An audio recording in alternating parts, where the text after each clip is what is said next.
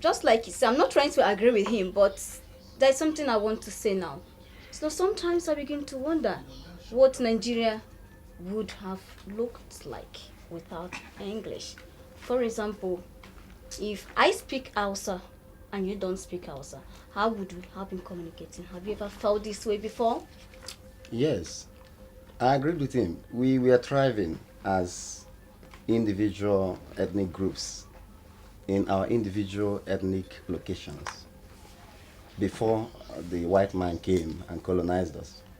So Nigeria would still have been beautiful as a British paradise, like Professor Emenanjo referred to it as. So we would have still thrived. We would have still been happy. And if you wanted to transact business with a white man before they came, with a Yoruba man or an Hausa man, you would still have gone there to learn the tongue.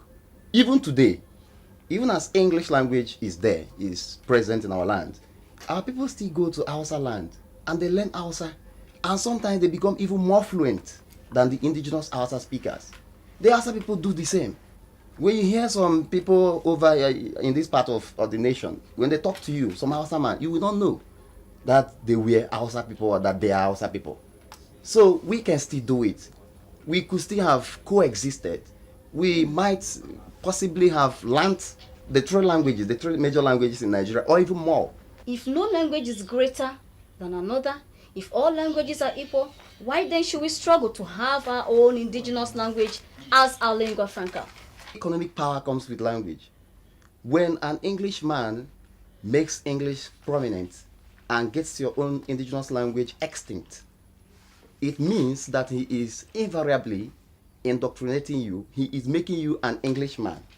So he is fading out your values and what you stand for, your cultural identity, and he is making his own prominent. So he grows while you're growing. Thank you. I want to hear your own opinion. Do you agree with what he just said? Because I asked him if he believes, because he is of the opinion that a Nigerian language, at least, should be developed to the point of lingua franca. He said yes. And then I asked him, since the principles of language says all languages are the same, no one is above the other, why the struggle? He gave his point. Do you buy his point? Yeah, I share his point. I share his views. The essence of trying to impose your language, every man claims priority over each other. Every man wants to be projected. Nobody wants to be at the background. That was why I talked initially about if you say you want to choose one or the other, which language are you going to choose? They are like the crisis. The languages, every man is selfish by nature, by creation. Because we are sons of God and God is a jealous God.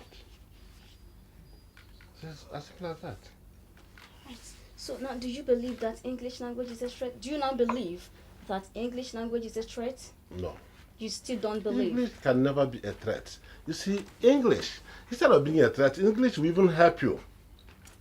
Like I said, there's no language that's complete.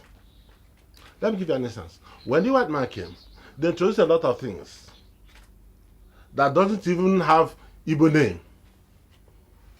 If English come there, how would you give it? A table, for instance. What do you name for table? They call it table. Table. That's borrowing from the English. So see that English is serving to promote it. English helps to promote this language. That's a threat at all. You can go on and name it. No language complete. The English is not even complete. It borrows from Latin, borrows from French. Your points, please. Yes, I believe that English language is a serious threat to Nigerian indigenous languages. And at this point, I think it would be pertinent to give you available statistics. Okay. Yes. Briefly. Right now in Nigeria, as we speak, in 2011, a research was conducted by Professor Ahmed and his team of linguists.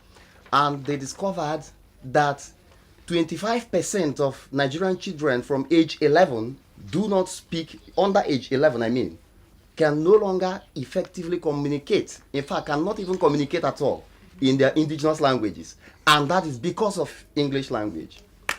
In 2012, in 2012 as well, UNESCO published a report that Nigerian languages are under threat, the threat of extinction, and this is as a result of English language in our land. I saw you coming up with Yes, something. yes, So yes. what do you have to say I just about want this? to tell my friend that all those posits he's making is not the fault of English language. Oh. Yes, it's the fault of those professors, including himself and myself, who will come to my bedroom and speak English to my son, to my child. They are speaking my language. It's not the fault of English language. We have our digital language, Igbo. If I come home, I should tell my mother, come back, now come and wash your hand, baby. Your points are wonderful. Can we have your last words? My last word would be a quote from one of the Nigerian African language activists, that's Ngugi wa Thiong'o. He says that enslavement is when you know all the languages of the world, but you do not know your own language. Empowerment is when you know your own indigenous language and you add other languages to it. There are times to speak English, there are times to speak Igbo. There is time to sleep and there is time to wake up. Wake up, be conscious of whichever language you are speaking. Use them appropriately and when necessary. Yes. Thank you. I want to also thank you, esteemed viewers, for watching our program. Join us again, same time next week. God bless you all.